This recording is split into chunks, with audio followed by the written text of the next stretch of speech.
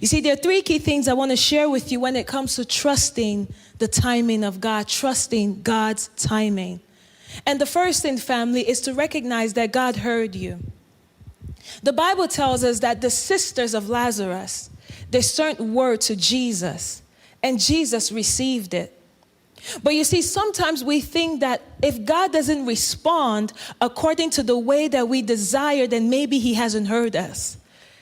That maybe he hasn't heard my cry. Maybe he hasn't heard my plea. I need to do something so that the Lord can hear me. But the moment it was in your heart, the Lord heard it. The moment you were burdened by your situation, it touched the heart of God. But again, it is not according to our timing. It's according to his timing. And I'm going to explain this just in a little bit. But the first thing you have to know is that God heard you. Family, what is it that you've been praying about? And you feel as though like God is far from you simply because he hasn't done it the way you requested. I often say this, God is our genie. God is our Lord, not our genie. A genie does things exactly how you tell him. He comes up as like the movies, I haven't met a genie in real life, that would be nice. But in the movie, like Aladdin, the genie shows up and he's like, hey, you have 3 wishes. What do you want? Whatever you tell the genie, he does. If it's going to harm you, and that's actually key. Whatever you tell a genie, he does, even when it's actually to your detriment. We see that even for those who've watched Aladdin. If you haven't, please go watch the movie. It's something for your childhood. But anything you tell a genie to do, they will do, even to your detriment, they will do it. The Lord is not like that. He is rooting for you.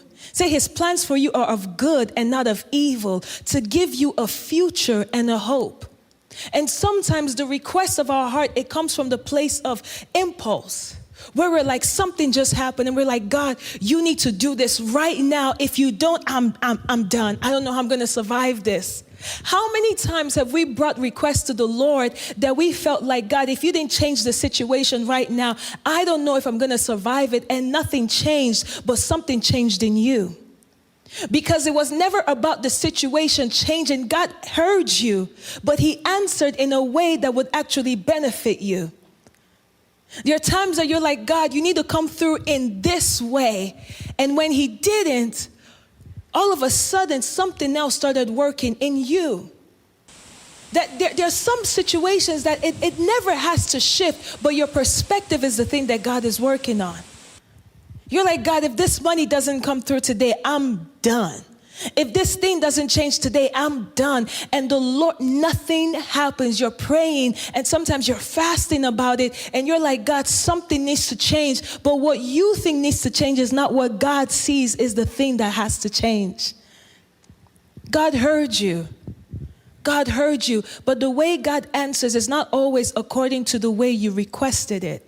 Because again, he is your Lord and not your genie. We submit to him. He does not submit to our impulsive nature. There are things that now when we look back on it, we're like, God, I am so glad you did not answer that prayer. I am so happy that what I thought I needed, what I thought I was asking for, what I was longing for, I am so glad you did not give it to me the appointed time.